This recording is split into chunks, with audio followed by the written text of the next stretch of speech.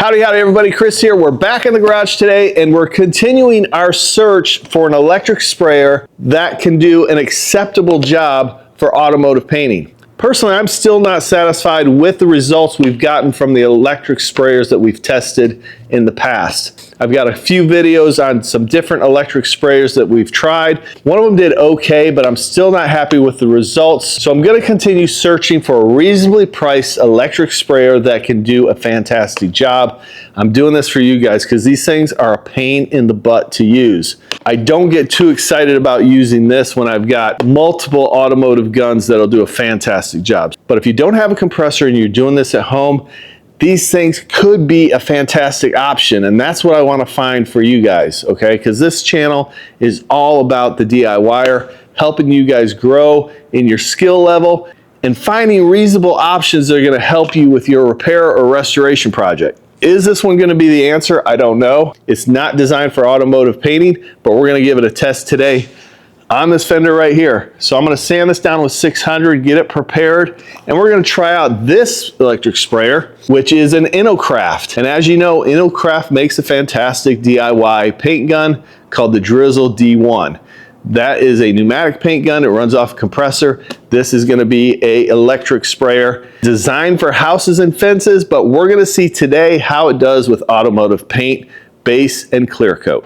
Let's get into it. So we're just smoothing this out because we want the best results possible. We want to give it a fair shot. Now, do I think this will be the one or the best option? I don't know. I have no clue. But I have run across some other electric sprayers. One that is a gravity feed, and I think that one might be a great option. So I'm checking that out. We're going to be reviewing that in the future. It's a little bit more money than these guns. These guns run about 40, 50 bucks. This one is about 200, but it is a gravity fed, which I think will eliminate a lot of issues that we have with these other traditional electric sprayers. Okay, so we got it all sanded. We're just gonna wipe it down with some isopropyl alcohol to clean it. All right, let's get some paint in this gun and start spraying. So basically this gun has an adjustment valve here. So if you open this up farther, this just limits the amount of flow out of the gun, so you can control the fluid volume with this little dial here. This is a 1.0 tip, and this tip is metal, made of brass or something of that nature, but they do have a 1.8 that comes with this, and then a 2.8. 1.0 is going to be the best option. I don't see a 1.8 working very well with this. So this just locks in. This is how it locks in. It comes apart. See how it turns with that magnet? So it's magnetized and it'll turn. So if you're spraying this way, you can spray. You're supposed to be able to spray up and down with this. So this does have a filter in it, a built-in filter that you can take out and clean. That should look good on there.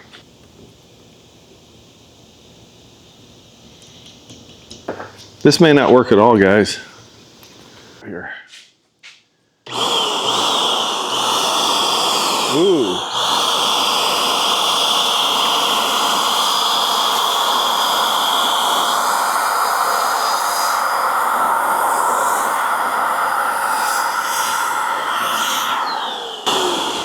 That's not bad at all.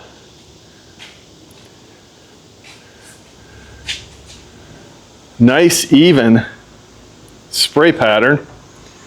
Metallics look nice and even, and it's atomizing it really well. Kind of surprised, pretty impressed so far. Let's let this flash off just a little bit. We'll hit it with the second coat. I think that's going to flash off really nice. So just for reference, my other two videos, my other two guns that I've tried, one of them came out, it wasn't atomizing well, it came out super chunky, super orange peely, almost like gravel guard. The other one was a little bit better, but this is the best of the three so far laying down base. That is very smooth. Let's put on one more coat. This is starting to flash off here.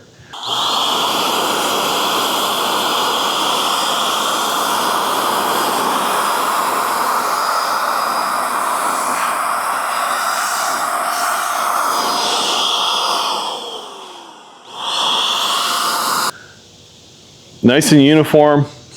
It looks like it's spraying the metallics beautifully. And this is gonna flash off very nicely.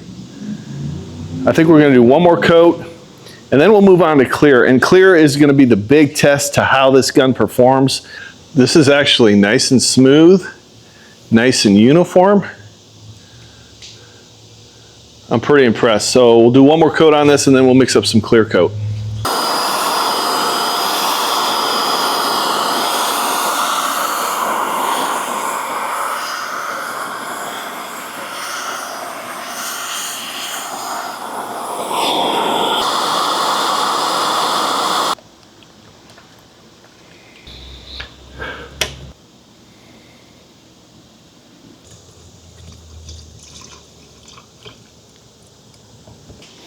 We had to pull the magnet bottom off of it because it kept pulling this end off the hose. So that's another issue altogether, but let's see how it sprays. Okay, it's spraying it.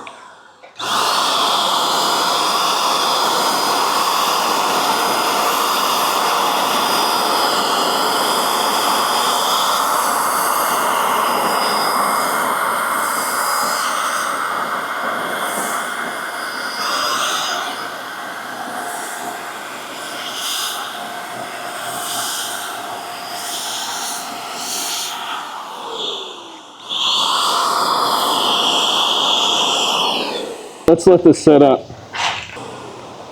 See if it flows out a little bit. Looks kind of rough right now, but we'll put another coat on.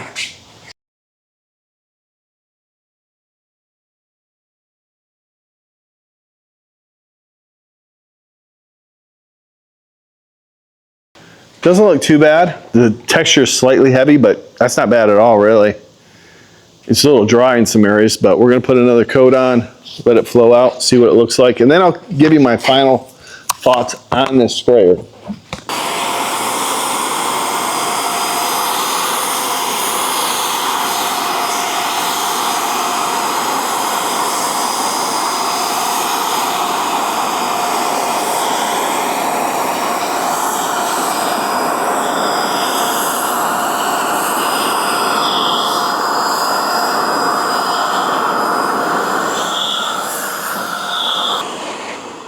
I hit that one a little heavier.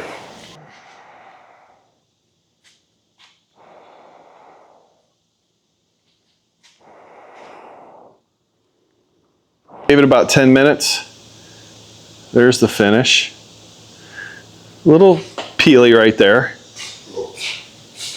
If you look this way, really peely here, I guess. I put it on a little slower and heavier here just to see if that would do any better. I mean, it's not terrible. It definitely could be wet sanded and buffed. It did a decent job. It did a decent job. I'm still not happy with these type of sprayers because they're siphon feed, they're not gravity feed. So Inokraft, if you're listening, make a gravity feed gun that's suitable for automotive spraying. It can handle solvent paints like clear coat and base coat. People will buy it. I'm telling you, make it reasonably priced. I don't want a $2,000 sprayer. I want like a $50 sprayer that does the same thing as this. If it can put out a finish like this, people will buy it. The worst part about this is that it's siphon feed and you run into all kinds of issues using that siphon feed. It's just a pain in the butt to use. A gravity fed one would be awesome. I think somebody's gonna come out with one and it's gonna happen. If you don't have a compressor, you're looking to get paint on your car, you're okay with wet sanding and buffing it because you're gonna have to wet sand and buff it. I say that, but I guess it depends how you want it to look. But if that's the case, this sprayer will work for you. Just understand it's probably not gonna last forever because it's not made for solvents. I appreciate each and every one of you watching. Once again, I don't think we've proved anything here today. This gun is a little bit better than the last one, but there's issues with it because it's not made for solvent and that magnet was pulling the end out of the hose. So there were some issues with it, but there's still issues with this one. We'll keep looking. I'm looking for a reasonably priced electric sprayer for automotive paint. I appreciate you watching. We'll see you on the next episode of Garage Noise.